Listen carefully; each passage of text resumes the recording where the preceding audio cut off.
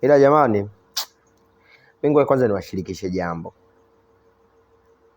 Eti hivi wanaume tuna shida gani wanaume? Yaani sisi wanaume tuna shida gani? Yaani nimeenda kwenye geto la msela wangu kumtembelea, kumpitia, tuingie mazoezi, tuondoke mazoezini. Sasa kanaambia mwanangu, njoo nisikilizie ndani hapa, mimi niko nashona kiatu changu cha mpira. Sasa unajua mwanangu anapazia mlangoni.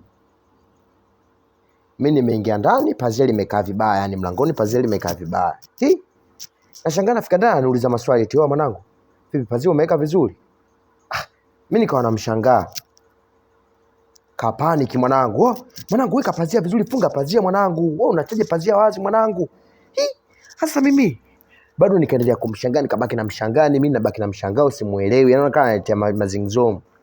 Kafoka mwanangu, kapandiki mwanangu, kantoa hadi nje mwanangu. Mwanangu mimi nakwambia ukipazia unanisalau.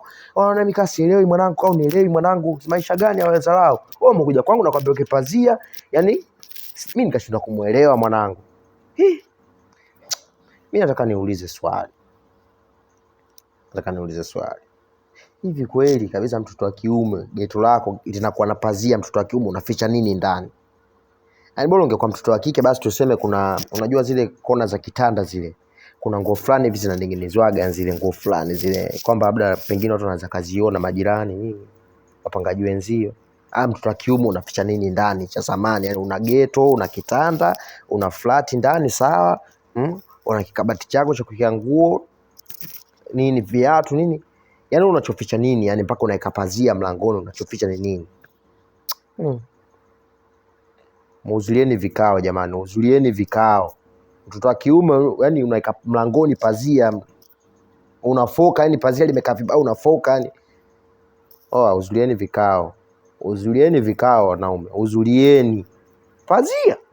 Mtu unafoka pazia tu limekaa vibaya, pazia limefunguka tu vibaya mlango, mtu ana ndani panaonekana, mtu kwa kiacha kama mtu akipita nje anaona ndani, yani unafoka mtoto wa kiume pazia.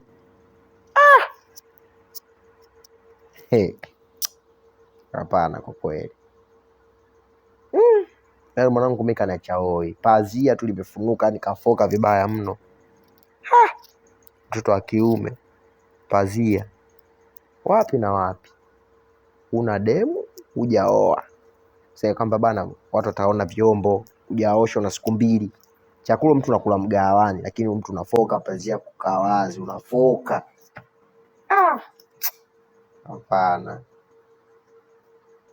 Ya Kaisari tumwachie Kaisari. Tunapoelekea ni kubaya.